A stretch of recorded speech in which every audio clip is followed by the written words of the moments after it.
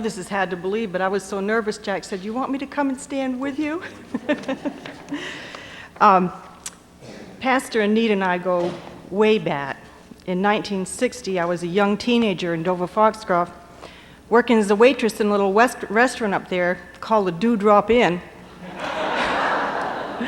And one Sunday after the morning service, this young pastor and his wife, and I think probably 3 children, came in after the morning service and had a meal, and I waited on them and heated the baby's bottle. And I was a young Christian at the time, attending another church, but something in my spirit told me that this couple was a Christian. And it was just a joy. And after they left, the owner of the restaurant said, "Oh, you know who that was?" And I said, "No." She said, "That's the new pastor, you know, Hickam, that has that Holy Roller Church down there by the river." And I won't tell a lot of tales of the Dover days, but I happen to know that Nita was chasing rats from the parsonage that came in from the river. And after she chased one of them, she said, "That's it, Wilson. That's the last rat I chase. We're moving." And sometime after that, there was a parsonage built up on the Guilford Road, but it was near the river just the same, different location.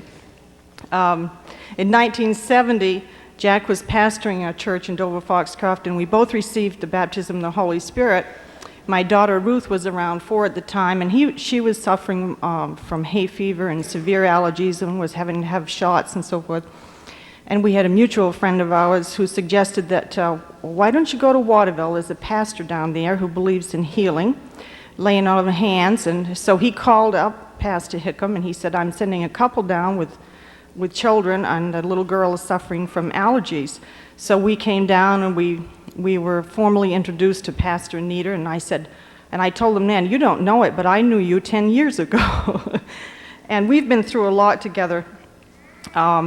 Jack in 1971, Jack was suffering from severe nightmares, and Pastor Hickam knows some that we went through then, and we moved to Waterville so to be near the Hickams so that Jack could have the counseling and the prayer and so forth that he needed for that healing.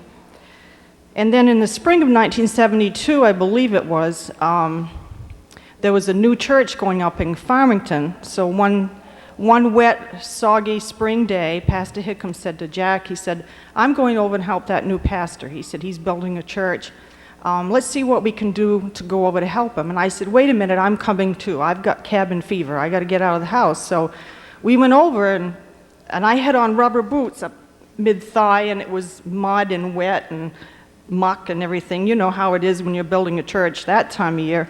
So we got over there, and the progress that had been made, they weren't doing anything on ground level that day. They were putting on the roof. And the pastor had started putting the boards across alone, so there wasn't much done, but Hickam went up, and Jack went up the ladder, and I said, "Well, I'm not going to stand here in the mud all day doing nothing. I'll go up too." So we go up, and Pastor and Bob Genovich were tacking a few nails on the boards to anchor them down, and then Jack and I were coming along behind and filling in with the rest of the nails. And as you got closer to the peak, your balance was a little more difficult, and so Pastor put a few blocks here and there, nailed some blocks for Jack and I to lean against to keep our balance. And I said, "Isn't this nice up here on the roof? You can see all around." And I thought it was really neat, and we were pounding away and pounding away. Hickam went down below me. When he got behind me, he pulled my feet out from underneath me. And I started sliding. And I was calling in names, "Bean Brain, what are you doing? Here I go," and all. And I finally stopped sliding, and I hung on to it. And I said, "What did you do that for?" And he said, "Well, I wanted to see how far you'd slide." And we've been through many things together. David's auto accident, when I called Pastor Anita in the middle of the night, and I said, "David's been in an auto accident. We don't know how bad it is." We dropped Jonathan off at the house, and we went back to the emergency room and waited for the ambulance to bring David in. When the stretcher wheeled him past us, my daughter was so upset, she went to the phone and she called Pastor Hickam, and she said, "Hickam, get over here, now." And he came, and he prayed with us.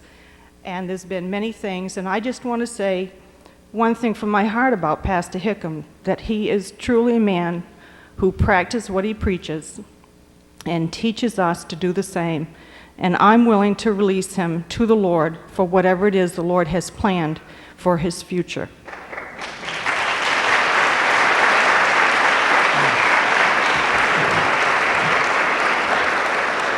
And now if you direct your attention over this way at the video, we have some samples of things that's been done here at Calvary Temple. Roland Fournier has put these together. Some samples of some things that's been done and what can be done in the future. With very limited equipment, they did all these, and I think you'll appreciate what you'll see there on the screen right now.